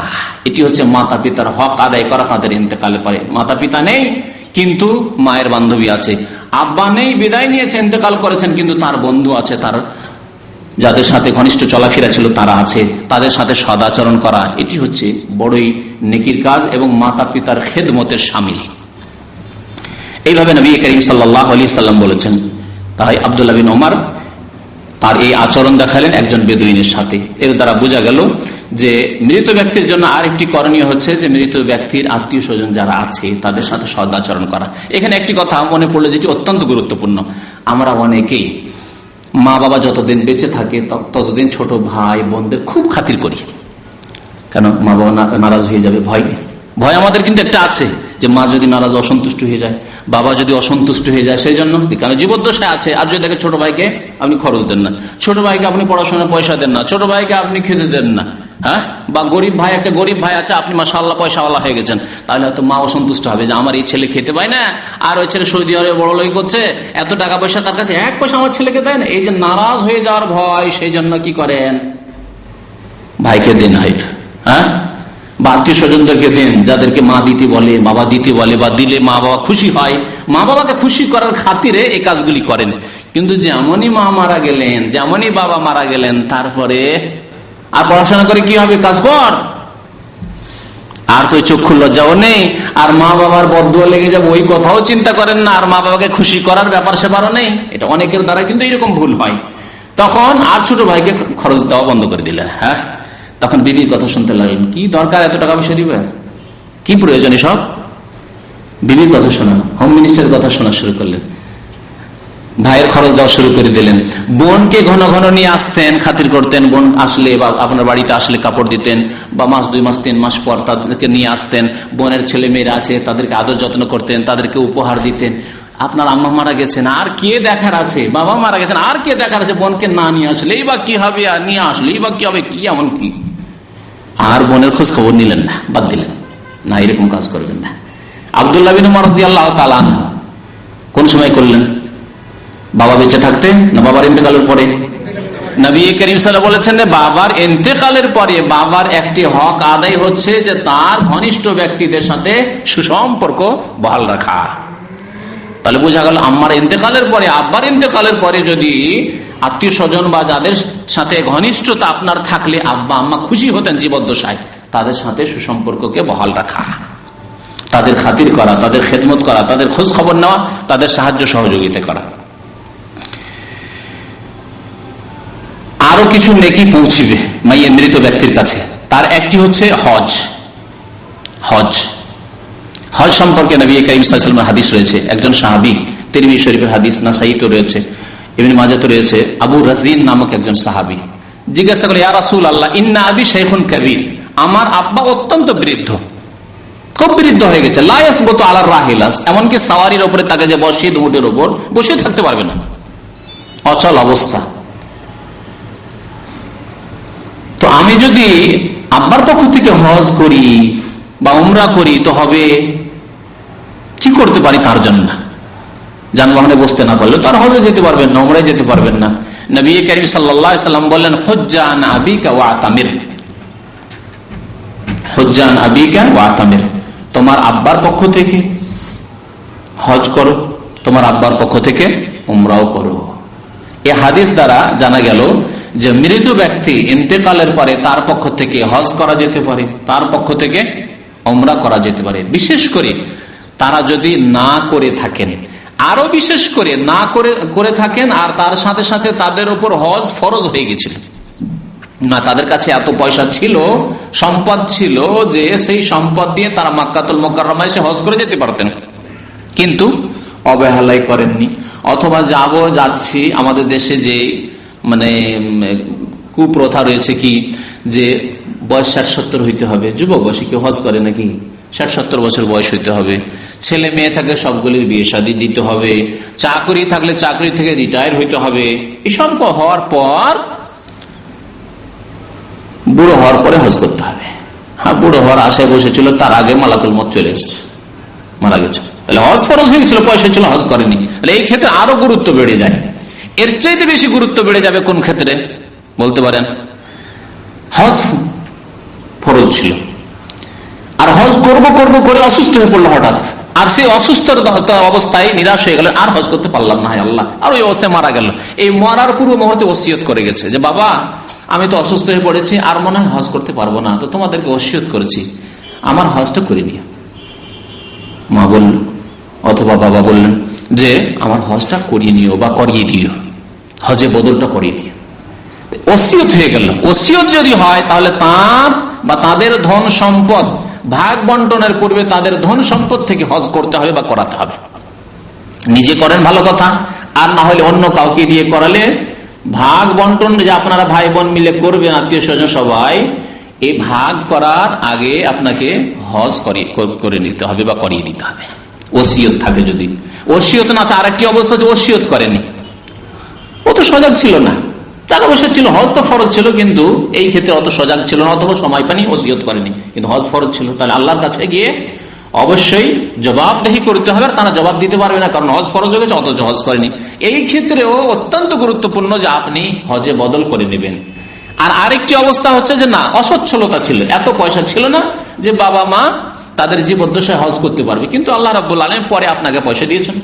এখন চিন্তা করছে বাবা মা তো মারা গেছেন, বিনা হজে মারা গেছেন, আর তাদের কাছে পয়সাও ছিল না তাদের জীবদ্দশায় হজ করার। তাহলে এই ক্ষেত্রে যদি বাবা মায়ের বদল হজ করে নেন, ভালো কথা, মৃত ব্যক্তির পক্ষ থেকে, অথবা এমন ব্যক্তির পক্ষ থেকে বদল হজ চলবে যিনি এমন অসুস্থ যে লা ইয়াসবুতু আলা রাহিল, ওই হাদিস, যে সওয়ারিতে বসতে পারবেন না, সফর করে আসতে পারবেন না, জার্নি করতে পারবেন না, মক্কা মদিনায় এসে কাজকর্মগুলি করতে পারবেন না, এমন অসুস্থ, তাহলে বদল হজ চলবে। আর সুস্থ ব্যক্তি, মাশাআল্লাহ, আপনার বাবা আপনার মতোই বা আপনার চাইতেও বেশি শক্তিশালী আছে, হ্যাঁ, এদের বদল হজ না, বদল হজ চলবে না। বাবাই হোক আর মাই হোক আর স্ত্রী হোক, নতুন বিয়ে শাদী করে এসে যে একটা বিবির হজ, বিবির ওমরা, অনেকে এইরকম বদল হজ আর ওমরা করছেন, আবেগী হজ ওমরা, এগুলি বিদাতি হজ ওমরা, এই চলবে না, কারণ তিনি সুস্থ। যদি বলে যে তিনি সুস্থ কিন্তু পয়সা নেই, পয়সা নেই তো হজ নেই। সুস্থ সবল, তারপরে পয়সা নেই, হজ নেই, ওমরা নেই, যেমন যাকাত নেই। যদি আপনাকে বলি একজন মানুষ সুস্থ সবল কিন্তু পয়সা নেই, তাহলে জাকাত নেই, জাকাত দেবে কোথা থেকে? আপনি বলেন না তাহলে বাবার জাকাতকে আমি দিয়ে দিই। বাবার জাকাত কোথা থেকে দেবেন আপনি?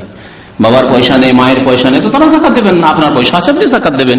ঠিক তেমনি হজ ফরজ হবে দৈহিক শক্তির সাথে সাথে আর্থিক ক্ষমতা হলে, মান ইসতাতা ইলাইহি সাবিলা। তো যে কথাটি বলছিলাম যে হজ এবং উমরার দ্বারা মৃত ব্যক্তিকে নেকি পৌঁছানো যাবে। কাছাকাছি প্রায় 10টি বিষয় বর্ণনা করলাম। একটি হাদিস আর শুনিয়ে দিই, ইবনে মাজার হাদিস, হাদিসটি আল্লামা আলবানী রাহমাতুল্লাহ হাসান বলেছেন। যেই কথাগুলি এসছে কাছাকাছি সেই কথাগুলির মধ্যেই শামিল, তবে বিশেষ করে কয়েকটি কাজের কথা নবী করিম সাল্লাল্লাহু আলাইহি ওয়াসাল্লাম উল্লেখ করেছেন যে মৃত ব্যক্তির জন্য জীবিত ব্যক্তিরা যেসব কাজগুলি করতে পারে এবং সেই নেকিগুলি পৌঁছিবে। আবু হুরায়রা রাদিয়াল্লাহু তাআলা আনহু এই হাদিসটি বর্ণনা করেছেন, বলছেন কালা রাসূলুল্লাহ সাল্লাল্লাহু আলাইহি ওয়াসাল্লাম, নবী করিম সাল্লাল্লাহু আলাইহি ওয়াসাল্লাম ইরশাদ করেন, ইন্না মিম্মা ইয়ালহাকুল মুমিন মিন আমালিহি ওয়া হাসানাতিহি বাদা মাউতিহি। মুমিন ব্যক্তিকে তার মৃত্যুর পরে যেই আমল বা যেই নেকিগুলি পৌঁছিবে তার অন্তর্ভুক্ত হলো ইলমান আল্লামাহু ওয়া নাশারাহ। প্রথম হচ্ছে ইলম, যেই ইলম সে শিখিয়েছে, তালিম দিয়েছে, বিদ্যার শিক্ষা দিয়েছে। এই সম্পর্কে আলোচনা হয়ে গেছে ওই মুসলিম শরীফের হাদিসে, যাও ইলমেন ইউনতাফাউ বিহি। তাহলে ইলম যদি মানুষের কাছে ছড়িয়ে দিয়ে যায়, শিক্ষা দিয়ে যায়, তাহলে তার নেকি পৌঁছিবে।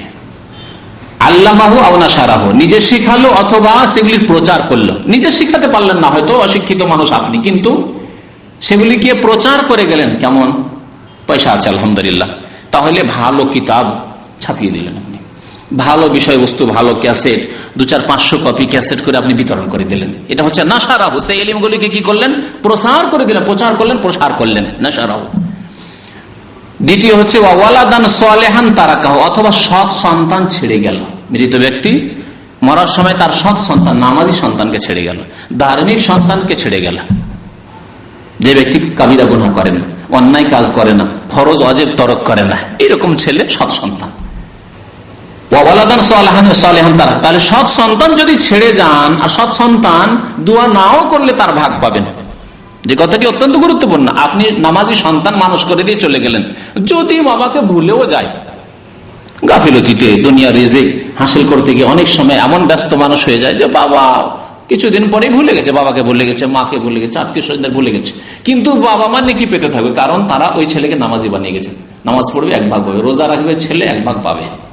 যেমন নবী করিম সাল্লাল্লাহু আলাইহি ওয়াসাল্লাম পুরো উম্মতের পক্ষ থেকে ভাগ পাচ্ছেন, তেমনি মাতা পিতা, সৎ সন্তান, সৎ ছেলে মেয়েদের পক্ষ থেকে এক ভাগ করে নেকি পেতে থাকবেন। কারণ নবী করিম সাল্লাল্লাহু আলাইহি ওয়াসাল্লামের একটি আম হাদিস রয়েছে, মান দাল্লা আলা খাইরিন ফালাহু মিসলু আজরি ফাইলি।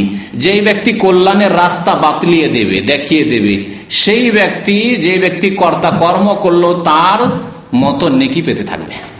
তাহলে আপনি আপনার ছেলেকে ভালো রাস্তা দেখিয়ে, নামাজের রাস্তা দেখিয়ে দিলেন, মসজিদের রাস্তা ধরিয়ে দিলেন, রোজা রাখতে হবে এটা শিখিয়ে দিলেন, পয়সা হলে যাকাত দিতে হবে তা শিখিয়েছেন, হজ করতে হবে তা শিখিয়েছেন, নেকির কাজ করতে হবে তা শিখিয়েছেন, গুনাহ কাবিরা গুনাহ সাগীরা গুনাহ থেকে বাঁচতে হবে, ভালো সৎ জীবন যাপন করতে হবে তা শিখিয়ে দিলেন আপনি ছেলেকে, মেয়েকে।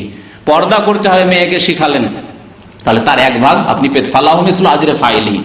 পর্দা করে মেয়ে জানে কিভাবে, মা হুকুম করে পর্দা শিখিয়ে দিয়ে নেকি পাবে। ইসলামিক আদব কায়দা শিখালেন ছেলে মেয়েদেরকে, ইসলামিক আদব কায়দা শিখে তারা আমল করে জানে কিভাবে, আপনি এই যে শিক্ষার ব্যবস্থা তাদের করে দিলেন, তার নেকি পেতে থাকবেন। আরো নবী করিম সাল্লাল্লাহু আলাইহি ওয়াসাল্লাম বলেছেন, ওয়া মুসহাফান ওয়ারাসাহু, অথবা কোন কোরআনের কপি, কোরআনের কপি ছিঁড়ে গেল, কিছু কোরআনের কপি কিনে মসজিদে দিয়ে চলে গেল, মাদ্রাসায় দিয়ে চলে গেল, বা বাড়িতে রেখে গেল, কোরআন তেলাওয়াত করতো, বেশি পয়সা হয়তো নেই, গরিব মানুষ, একটি কোরআনের কপি আছে, সেই কোরআনের কপিটা ছেড়ে গেছে, তার ইন্তেকালের পরে সেই কোরআনের কপিটি নিয়ে অন্য কেউ পড়ছে মুসহাফ নিয়ে। মুসহাফান ওয়ারাসাহু, কোরআনের কাউকে ওয়ারিস বানিয়ে দিল, আর সেই কোরআন দ্বারা উপকৃত হলো মানুষ। আও মসজিদান বানাহু, অথবা কোন মসজিদ নির্মাণ করে গেল, মৃত ব্যক্তি নিজে মসজিদ তৈরি করে গেছে। এই জন্য প্রথমখানে বলেছি যে সাদকা জারিয়ার ক্ষেত্রে নিজে যদি করে যায় বেশি উত্তম, আর যদি অন্য কেউ করে তার পক্ষ থেকে তারও নাকি অবশ্যই পৌঁছে। মসজিদের মানে নিজেই তৈরি করলো, অথবা অন্য কেউ তৈরি করে দিল তার নামে, তারও নাকি সে পাবে। আও বাইতাল লিবনিস সাবিল বানাহু, অথবা রাস্তার পাশে কোন শহরে মুসাফির খানা তৈরি করে গেল। আল্লাহু আকবার। আজকে বলুন, গরিব মানুষরা গ্রামগঞ্জ থেকে আসে, আর আসার পরে হোটেলে থাকতে প্রচুর পয়সা লাগে, আর না হলে ফুটপাত রাস্তার পাশে সারা রাত পড়ে আছে। স্টেশনগুলিতে দেখেন, বাস স্ট্যান্ডে দেখেন, পয়সা নেই, কি করে ফুটপাতে পড়ে আছে গরিব মানুষরা। কিন্তু মুসাফির খানা যদি আপনি তৈরি করে দেন, ফিসাবিল্লাহ ফিসাবিল্লাহ, আর যত গরিব মানুষ বিভিন্ন দেশের আনাজ কানাজ থেকে আসবে শহরে, তারা এসে ফ্রি থাকবে সেখানে, অথবা মাত্র হয়তো কিছু পানির বিল, বিদ্যুতের বিলের জন্য 5 টাকা 10 টাকা, এক রাত থাকবে, 24 ঘন্টা থাকবে 5 টাকা 10 টাকা, এমন মুসাফির খানা বহু আছে মুসলিম দেশে। এইরকম যদি মুসাফির খানা তৈরি করে দিয়ে যান, নবী করিম সাল্লাল্লাহু আলাইহি ওয়াসাল্লাম বলেছেন এই নেকি মৃত ব্যক্তিকে পৌঁছিতে থাকবে।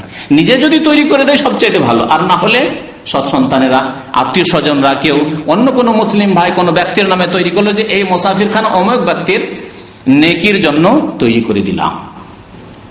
আও বাইতাল লিবনিস সাবিল, ইবনে সাবিলের জন্য ঘর, মানে মুসাফির খানা তৈরি করে গেল বানাহু। আও নাহরান আজরাহু, অথবা কোনো নহর প্রবাহিত করে দিলাম। পানি নেই এলাকাতে, পানির ব্যবস্থা নেই, নদীর দেশ, এই জন্য মনে হচ্ছে আবার আর নহরের কি দরকার, এত নদী তাতেই তো ডুবে মরছি, তাই না?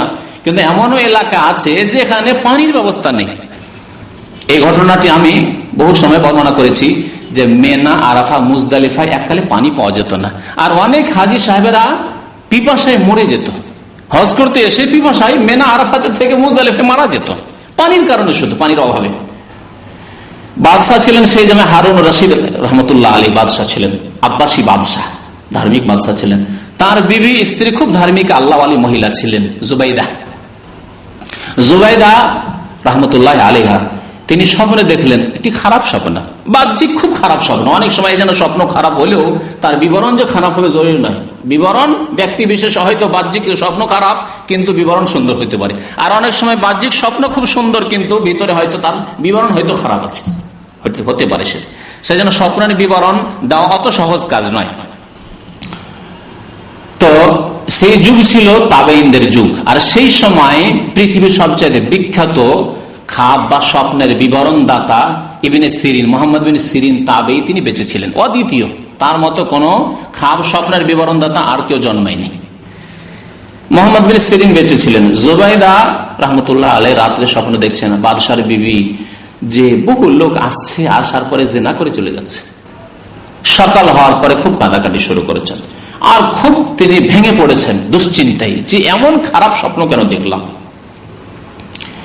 তার একজন গোলাম ছিল, গোলামকে বললো, দেখো একটি ঘটনা বলছি, আর বলবে না, তুমি সহজে বলবে না, যাও ইবনে সিরিনের কাছে যাও, আর যাওয়ার পরে জিজ্ঞেস করো যে একজন মহিলা এরকম স্বপ্ন দেখেছে, এর বিবরণ কি।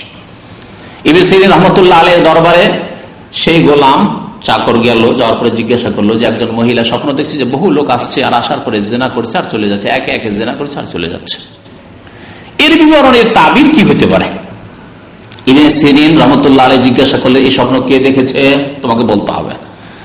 বলছে, হুজুর এই স্বপ্ন তো বলতে নিষেধ করা হয়েছে, কে, কিন্তু আমাকে পাঠানো হয়েছে যে জিজ্ঞাসা করি তুমি চলে আসে। বলছেন, না, এই স্বপ্ন সাধারণ কোনো মহিলা দেখেনি, বিশেষ কোনো মহিলা দেখেছে, তোমাকে বলতে হবে।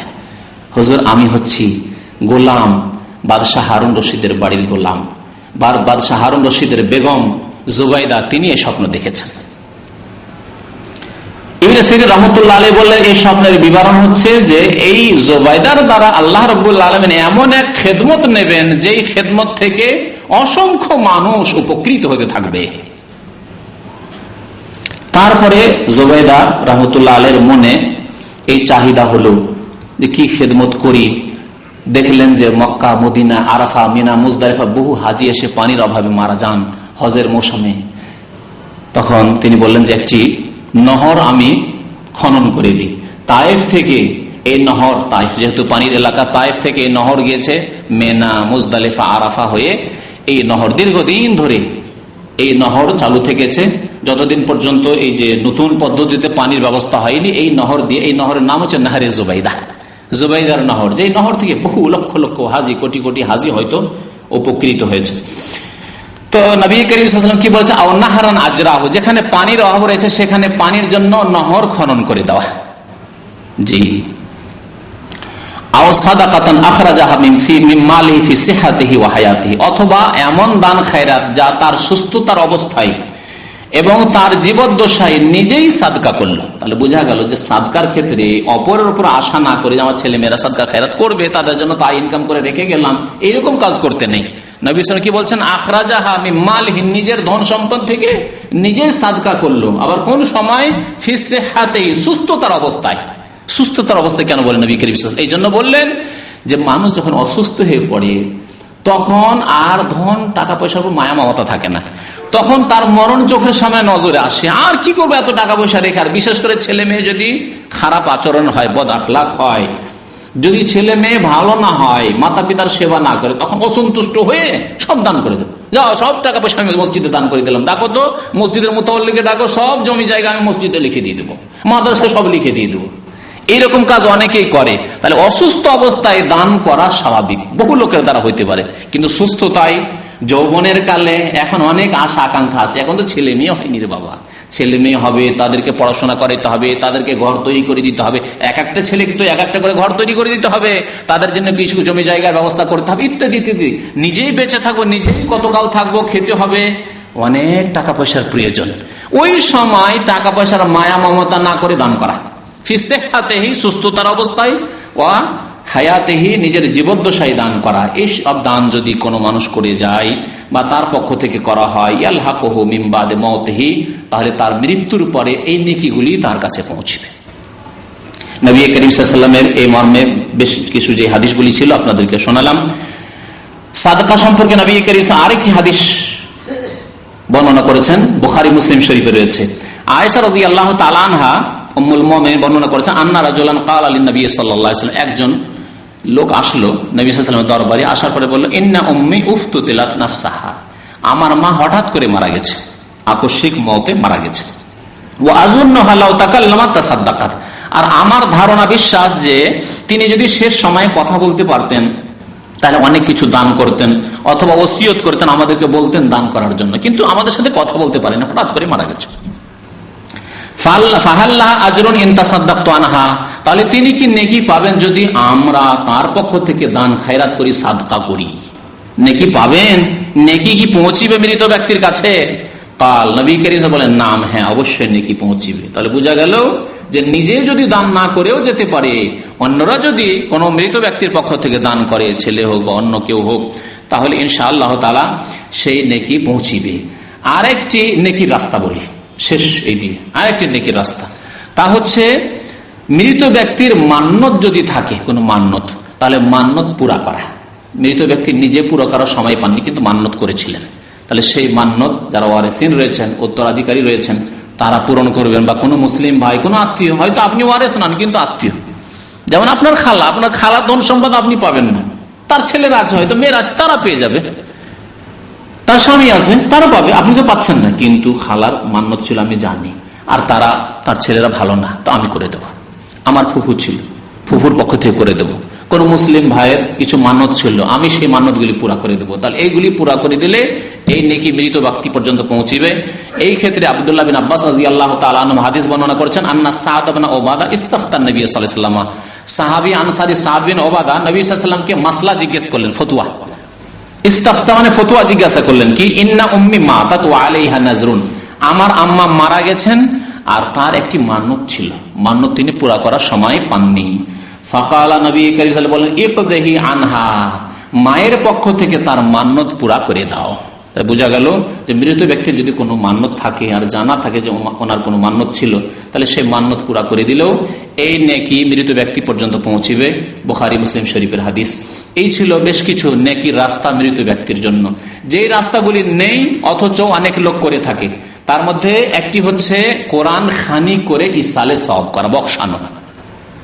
ভারত, বাংলাদেশ, পাকিস্তানে কোরআন খানি মানে কোরআন পাঠ করা, খানি ফার্সি শব্দ, কিন্তু খানদান মানে পড়া, হ্যাঁ আরবিতে খানদান মানে পড়া, রিডিং করা, ওই খানদান থেকে খানি শব্দটি।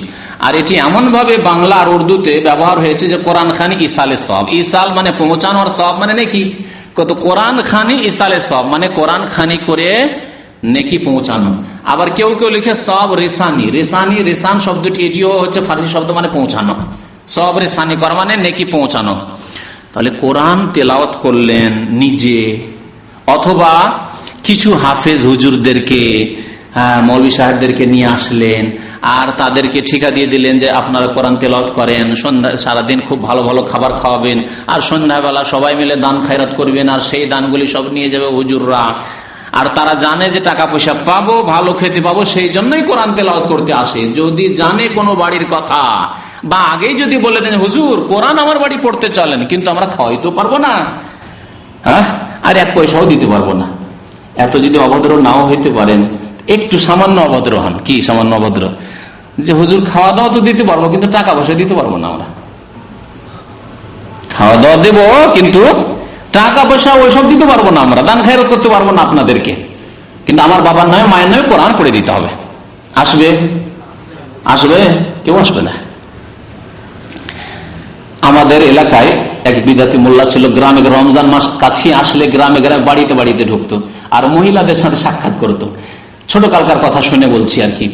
গ্রামে গ্রামে ঢুকতো বিদাতিদের বাড়িতে, আর ঢুকে ওই মহিলাদের সাথে, পুরুষদের চাইতে মহিলাদের কাছ থেকে বেশি টাকা টানা যায়, কিন্তু ওদের টাকা, ওদের অন্তর নরম। মহিলাদের অন্তর নরম, যদি তোমার মায়ের নামে এক বক্সা দিয়ে দিই, এক কোরআন বক্সে দিই, তোমার বাবার নামে এক কোরআন বক্সে দিই, তোমার বোনের নামে এক কোরআন বক্সে দিই। তো এই যে বক্সা কাজগুলি করার জন্য মহিলাদের সাথে সাক্ষাৎ করতো, আর গিয়ে বলতো যে কোরআন খানি করাবেন? হ্যাঁ করাবো।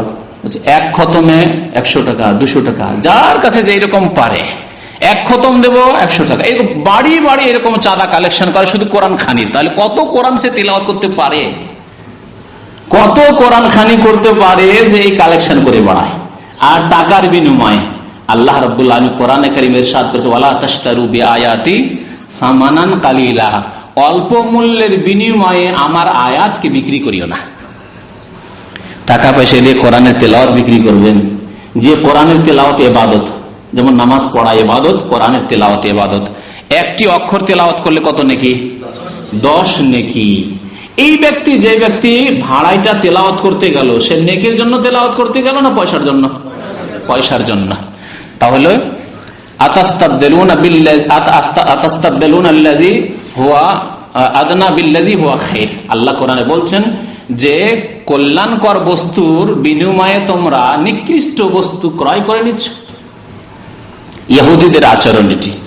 ইহুদিরাকে বলেছিল আল্লাহ রাব্বুল আলামিন যে তোমরা কুলু হিত্তাতুন, তোমরা বলে আল্লাহ আমাদেরকে মাফ করে দাও, গুনাহগুলিকে মার্জনা করে দাও। হিত্তাতুন নাগফির লাকুম খাতায়াকুম ওয়া সানাজিদুল মুহসিনিন। সূরা বাকারায় আল্লাহ রাব্বুল ইহুদিদের কথা বর্ণনা করেছেন, তোমরা যখন একটি শহরে বিজয়ের পরে তারা ঢুকবে, শহরে যখন ঢুকবে তখন তোমরা বলে হিত্তাতুন, আল্লাহ আমাদেরকে মাফ করে দাও। হিত্তাতুন না বলে, ইহুদি জাতি খুব বদমাইশ জাতি, প্রাচীন যুগ থেকে এই ইসরায়েলি জাতি। এই ইসরায়েলি জাতি যখন শহরে ঢুকলো তখন আর হিত্তাতুন কেন বলবে, আল্লাহর মাফ চায় না, তার বলছে হিনতাতুন। হিনতাতুন হিত্তাতুন না বলে কি বলেছিল? হিনতাতুন মানে গম। হিনতাতুন মানে গম। আল্লাহ বললেন যে এই নিকৃষ্ট গম চাও তুমি নেকির বিনিময়ে আর গুনহার মার্জনার বিনিময়ে। এত সুন্দর গুনহার মার্জনার কথা আল্লাহ তোমাদের শিখাচ্ছেন, আর গুনহার মাফ তোমরা চাও না। তোমার হিনতাতুন, হিনতাতুন বলার উদ্দেশ্য শুধু তাদের গম চাওয়া নাই, তাদের উদ্দেশ্য হলো ঠাট্টা মজাক করা।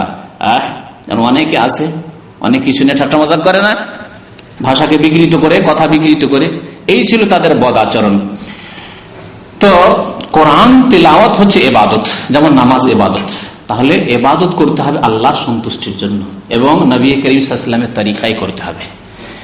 এই যে কোরআন খানি, ভাড়াইটা কোরআনের খানি, হুজুরদেরকে নিয়ে এসে বাড়িতে তেলাওয়াত করা, এটি আল্লাহর সন্তুষ্টির জন্য নয়, নেকির আশায় নয়, পয়সার বিনিময়ে। সুতরাং যেই ব্যক্তি তেলাওয়াতকারী সেও নেকি পাবে না, কারণ সে পয়সার জন্য পড়েছে, তেলাওয়াত করেছে। আর যারা পড়ালো তারাও নবী সাল্লাল্লাহু আলাইহি ওয়াসাল্লামের তরিকায় যেহেতু পড়ায়নি, সুতরাং তারাও নেকি পাবে না। নবী সাল্লাল্লাহু আলাইহি ওয়াসাল্লামের তরিকায় পড়ায়নি। কেমন নবী সাল্লাল্লাহু আলাইহি ওয়াসাল্লামের তরিকায় পড়ায়নি? বুঝবেন এই কথাটি? বুঝেন ভালো করে, আর একটু ব্যাখ্যা করে বুঝাই। সংক্ষেপে বুঝাইলে অনেক সময় বুঝতে পারবেন না। নবী করিম সাল্লাল্লাহু আলাইহি ওয়াসাল্লামের সামনে তার বিবি মারা গেছেন, খাদিজা রাদিয়াল্লাহু তাআলা আনহা, গেছেন না? আরো অন্য বিবিরাও মারা গেছেন, বিশেষ করে প্রথম বিবি খাদিজা রাদিয়াল্লাহু তাআলা আনহা। নবী সাল্লাল্লাহু আলাইহি ওয়াসাল্লাম বলেছেন যে খাদিজার এত বেশি অবদান রয়েছে, আয়েশাকে এত বেশি ভালোবাসলেও খাদিজার কথা যখন তখন আয়েশা রাদিয়াল্লাহু তাআলা আনহার সামনে নবী সাল্লাল্লাহু আলাইহি ওয়াসাল্লাম উল্লেখ করতেন। নবী সাল্লাল্লাহু আলাইহি ওয়াসাল্লামের জীবদ্দশায় তার 4টি মেয়ের 3টি মারা গেছেন। যায়েনব রাদিয়াল্লাহু আনহা মারা গেছেন, উম্মে কুলসুম রাদিয়াল্লাহু তাআলা মারা গেছেন, রুকাইয়া রাদিয়াল্লাহু তাআলা মারা গেছেন কিনা? নবী করিম সাল্লাল্লাহু আলাইহি ওয়াসাল্লাম তাদের কারো জন্য, ছেলেগুলি তো নাবালক অবস্থায় মারা গেছেন, আরো সাহাবী আপনজন আত্মীয় স্বজনদের অনেকেই মারা গেছেন। আপন চাচা অত্যন্ত প্রিয়জন তিনি সাইয়্যিদুশ শুহাদা, শহীদদের নেতা হামজা রাদিয়াল্লাহু তাআলা আনহু শহীদ হয়েছেন কিনা? কিভাবে তাকে শহীদ করেছে কাফের জালেমরা উহুদের মাঠে, হামজা রাদিয়াল্লাহু তাআলা আনহু। তাদের কারো জন্য নবী করিম নিজে কোরআন খানি করেছেন, মানে কোরআন তেলাওয়াত করে আল্লাহ এই কোরআনের নেকি 1 পারা 2 পারা 5 পারা পড়লাম, এই নেকিটা বক্সে দাও আল্লাহ, তুমি পৌঁছে দাও আমার চাচাকে, পৌঁছে দাও আমার প্রিয়তমা বিবি খাদিজাকে, পৌঁছে দাও আমার মেয়েদেরকে, বলেছেন? কোন প্রমাণ আছে? না। সাহাবারা কেউ কারো জন্য কোরআন খানি করেছেন? করেননি। সাহাবায়ে কেরাম, তাবেঈন, তাবা তাবেঈন, তারা কেউ করেননি। এই ক্ষেত্রে ইমাম আবু হানিফা রাহমাতুল্লাহ আলাইহি বড় শক্ত কিন্তু, অথচ ভারত, বাংলাদেশ, পাকিস্তানে হানাফিরা এই কোরআন খানি করায়।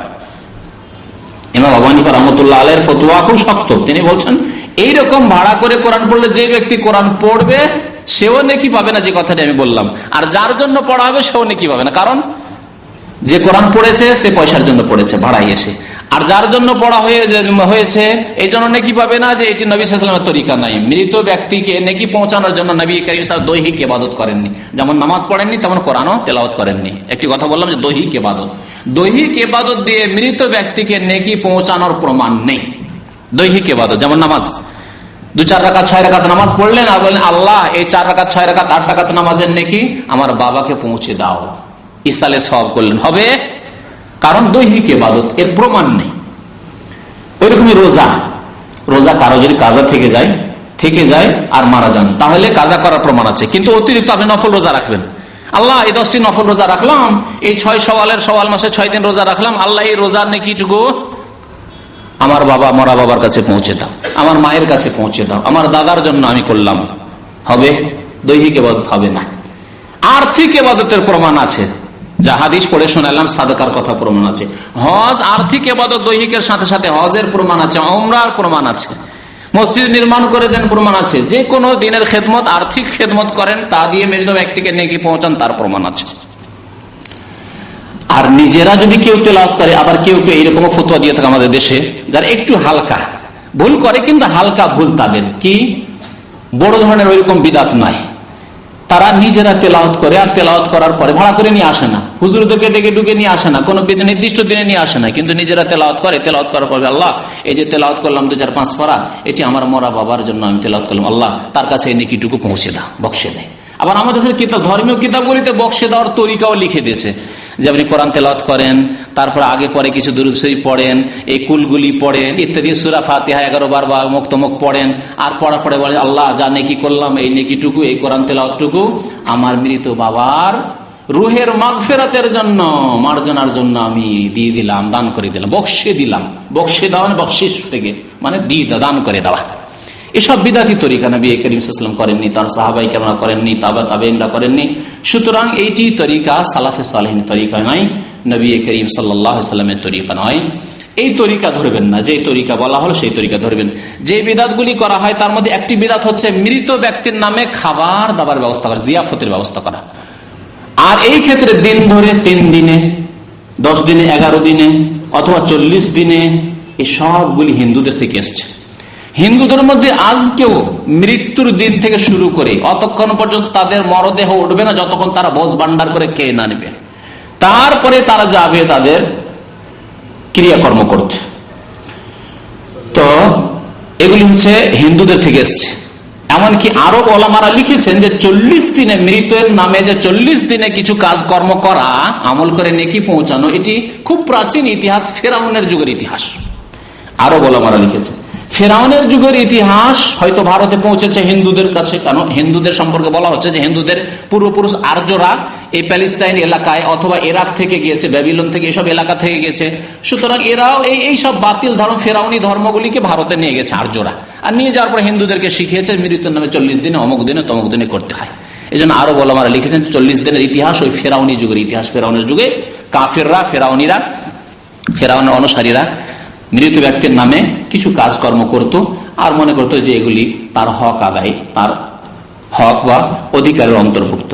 তো এই মৃতের নামে খাবার, এটি এক বিদাত। নবী করিম সাল্লাল্লাহু আলাইহি সাল্লামের সাহাবারা বলছেন যে আমরা নবী করিম সাল্লাল্লাহু আলাইহি সাল্লামের জামানায় যে বদ্দশায় মাইয়েতের নামে খাবার তৈরি করে গরিব মিসকিনকে খাওয়ানো, ভোজ ভান্ডার করা, লোকজনকে খাওয়ানোকে নাউদ্দোহা মিনান নিয়াহা, রোদনের অন্তর্ভুক্ত মনে করতাম, রোদনের শামিল মনে করতাম। অর্থাৎ রোদন করা যেমন হারাম, কোন মৃত ব্যক্তির নামে খুব কাঁদাকাটি করা, চিৎকার করে বয়ান করে যেমন হারাম, ঠিক তেমন এটিকে হারাম এবং জাহিলি যুগের কুপ্রথা মনে করতাম। জাহিলি যুগে ভাড়া করে কাঁদতে নিয়ে আসা হইতো, জানেন কিনা? মক্কায় মদিনায় জাহিলি যুগে কোন বিশিষ্ট ব্যক্তি মারা গেলে এলাকার মহিলাদেরকে ভাড়া করে নিয়ে আসা হতো যে তোমরা এসব কাঁদতে হবে খুব বেশি করে, আর খুব চিৎকার করে কাঁদতো। আর যত বেশি মহিলারা কাঁদবে তত বেশি সুনাম হইতো যে অমুক ব্যক্তি মারা গেছে, তাতে হাজার হাজার মহিলা কান্না করেছে। আর এই ভাড়া হয়তো পয়সা দিয়ে এর ভাড়া পেমেন্ট করা হইতো, আর না হলে বদল, যে ঠিক আছে তোমারও যখন আপনজন কেউ মারা যাবে তখন আমরাও গিয়ে এর পরিশোধ করে আসবা, ঋণ পরিশোধ করে আসবা। একজন মহিলা মুসলমান হয়েছে, মুসলমান হওয়ার পরে নবী করিম সাল্লাল্লাহু আলাইহি ওয়াসাল্লাম তার কাছে শপথ নিলেন, দেখো রোদন করতে পারবে না, শিরিক করবে না, এই করবে না, সেই করবে না, জেনা করবে না, মিথ্যা কথা বলবে না, তার মধ্যে ওয়ান লা নানুহা, আমরা নুহা রোদন করব না, এই ওয়াদা করো, প্রতিশ্রুতি। তখন সে মহিলা বলছে ইয়া রাসূলুল্লাহ, করব না ঠিক আছে, কিন্তু একজনের আমার আপনজন মারা গিয়েছিল, তখন অনেক মহিলারা এসে কাঁদাকাটি করেছে, কিন্তু একজনের ধার বাকি থেকে গেছে, সবার ধার শোধ করে দিয়েছি, ঋণ পরিশোধ করে দিচ্ছি, একজনের ধার বাকি থেকে গেছে। এই যে ঋণ পরিশোধ করতে হবে, তার কেউ মারা গেলে আমাকে একদিন কেঁদে দিয়ে আসতে হবে, এর জন্য পারমিশন দেন।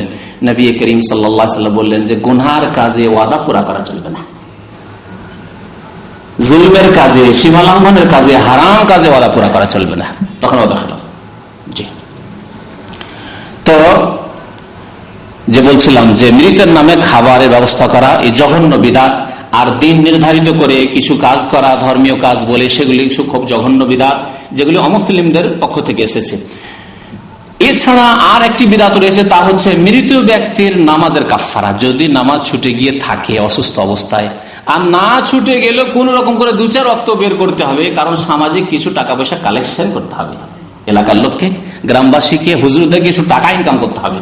সেজন্য আপনার মায়ের কয় ওয়াক্ত ছুটেছে, বাবার কয় ওয়াক্ত নামাজ ছুটেছে, এগুলির খোঁজ খবর নিয়ে তখন কাফারা দিতে হবে। এক জঘন্য বিদআত। নামাজের বিকল্প কিছু নেই। নবী সাল্লাল্লাহু আলাইহি সাল্লাম যতক্ষণ পর্যন্ত হুঁশ আছে ততক্ষণ নামাজ পড়তে বলেছেন, ততক্ষণ পর্যন্ত দিনের কাজকর্ম করতে হবে। যখন হুঁশ চলে গেছে নামাজ মাফ হয়ে গেছে। তারপরে যদি 6 মাস ধরে হুঁশ জ্ঞান না থাকে, অবশ হয়ে সেন্সলেস হয়ে পড়ে আছে, তাহলে নামাজ নেই, নামাজ মাফ। রফি আল কালামান সালাস, নবী কারীম সাল্লাল্লাহু আলাইহি ওয়াসাল্লাম বলেছেন আল্লাহ কলম, আমল নামার কলম উঠিয়ে নিয়েছেন 3 ব্যক্তির থেকে। তার মধ্যে এক হচ্ছে যে ব্যক্তি হুঁশ হারা, জ্ঞান হারা, জ্ঞান যে হারিয়ে ফেলেছে, হাত্তা ইয়াফিকা, যতক্ষণ পর্যন্ত হুঁশে না এসেছে। হুঁশে যখনই আসবে, যদিও নড়াচড়া করতে পারে না, তাহলে তাকে বলতে হবে যে তায়াম্মুম করিয়ে দিতে হবে, বলতে হবে যে নামাজটা পড়ে নেন। বসে না, দাঁড়িয়ে না পড়তে পারে বসে, বসে না পড়তে পারে শুয়ে শুয়ে, যদি নড়াচড়া না করতে পারে চোখের ইশারাতেই রুকু সিজদা করে সালাম ফিরবে, নামাজ পড়বে, কিন্তু নামাজ মাফ নেই। আর যখন হুঁশ চলে গেছে নামাজ মাফ হয়ে গেছে। সুতরাং নামাজের কাফারার প্রশ্ন ওঠে না। যদি কেউ শিথিলতা গাফিলতি করে নামাজ না পড়ে, তার কোনো কাফারা নেই। আল্লাহ রাব্বুল আলামিনের কাছে তওবা ইস্তেগফার তার সময় থাকলে করবে।